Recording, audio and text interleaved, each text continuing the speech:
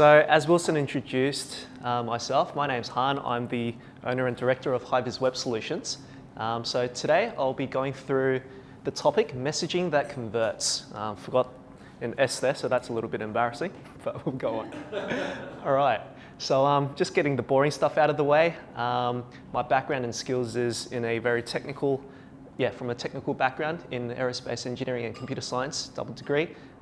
Post that, I worked in the stock market as a quant analyst. I'm digital marketing certified and web design certified. This will be my third year in business. Okay, so a quick recap from the previous feature presentation that I gave a couple of months ago. That was based on pictures that convert, but this week I'll be going through the counterpart to that. So it's the messaging that converts. Okay, so the perennial question when it comes to web design, do you start with the message or do you start with the visuals? So what comes first, the chicken or the egg? So let's consider the other side, the image first design. So if we put in the images first, you first need to find an image and then you need to work your messaging around that. So suppose I found this image, I like it, it's for a dentist, so I'll go with this.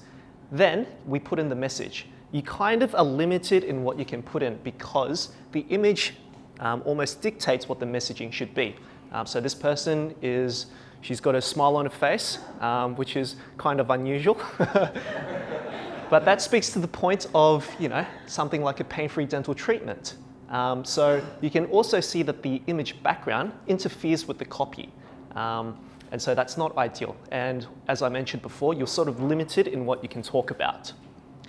So let's try the other one, message first design. So when you start with the message, then it's directly aligned with what the business needs are and what customers they want to bring in. So suppose that you want to really push a particular product. Invisalign, for those who don't know, are clear braces. So then you've got the message, and then you can go about finding the image or creating your image that complements that. And so it just so happens that there's a nice image with a clear background that doesn't interfere with the copy that complements the messaging very well. So yes, the messaging aligns with the business's primary service, and you can create or select the image to your liking. So most web designers who don't know any better tend to start with the visuals or the imagery first, and I think this is the wrong way to go about it. The messaging is directly tied to the actual business's services and the customers that it wants to attract. And so the image should act to complement it and not the other way around. So messaging first approaches are business-centric, image first design is not. So let's actually think about how we can do this in a practical sense. We start off with something that's known as the customer avatar. So the customer avatar is an imagined concept of who your ideal customers are. And so on a high level, they're broken down into demographics and psychographics, which I'll go through a bit later on. So I'll just use an example, also within the dental space, just to continue with that. So suppose we have this imagined concept of an ideal customer of ours. Female, 24, local, single, has $60,000 of income. What can we deduce from this information? So she's young, so probably self-conscious about her looks. Has disposable income, maybe not a whole lot, but does have disposable income. She's local to the area, so no troubles with commuting or traveling, and she may be looking to date because she's single. And now we look into the psychographic. So this is a single spectrum. On one extreme, you've got the pains, and then on the other extreme, you've got pleasure. Now, again, the customer avatar is an imagined concept. So suppose this customer avatar has crooked teeth. So this would be a pain point of hers. Then what would be the pleasure point to remedy that? She wants straight teeth, pretty straightforward. Now, within this space lies desire. If you can take her from where she's currently at with crooked teeth and deliver straight teeth, then that's something that she would want. But this is very service orientated and it doesn't tap into an emotional depth. And so we want to stretch that. So what does having crooked teeth mean? It means that she's self-conscious of a presentation, which affects her confidence. So now we're getting deeper into the reason behind this. And the last thing that she wants is metal braces that's going to compound that. And then on the other side of that, she might want to always be smiling, even with braces on. So by stretching out that spectrum of pain and pleasure, you create more desire within that.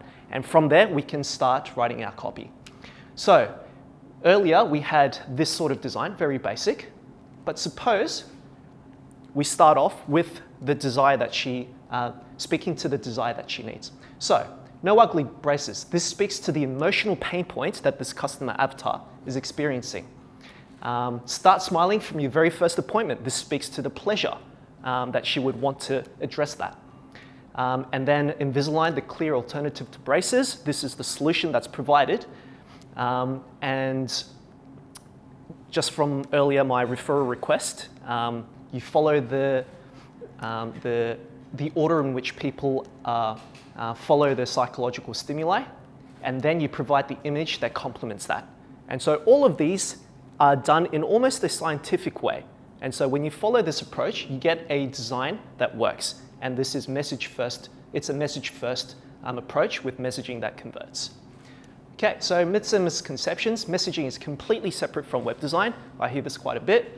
Web designers just do pictures and animations. Copywriting is for copywriters.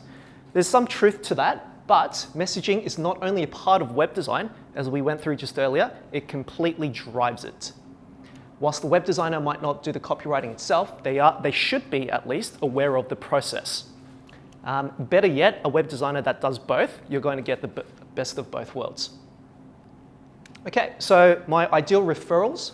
Business owners who have tried DIY web design, they're not getting enough customers, or they're not getting the right customers. That probably speaks to the point of not having right messaging. And so there's a lot more than meets the eye when it comes to web design. And so if you know anybody that's mentioned in the past, oh, I've got a web design, paid a lot of money for it, but it's not doing for me, websites are rubbish, then they probably just haven't implemented it in the right way. Pass them over to me. Well, that's the bad way to introduce them to me, and I can give them a hand. Thank you.